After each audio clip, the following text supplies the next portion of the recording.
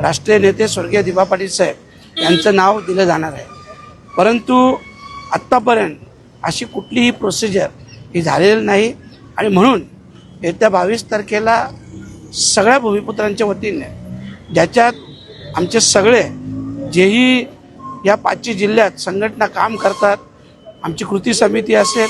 आम्ही सगळेजण मिळून हा मोर्चा येत्या 22 तारखेला भिवंडीतून सुरू होणार आहे। पायी दिंडी सोहळा असेल आणि तो थेट विमानतळापर्यंत पोहोचणार आहे आणि आम्हाला आमची मागणी जोपर्यंत मान्य होत नाही तोपर्यंत हे आंदोलन चालू राहणार आहे।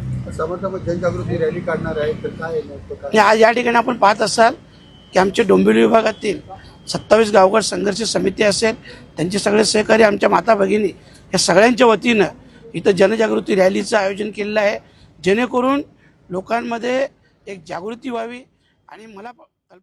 सिडकोच्या खेळाला नाही फसणार,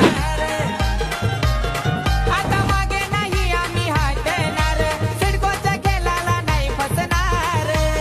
नका आणू संघर्षाची वेळ, नका आणू संघर्षाची वेळ, दिवासाई बनच्या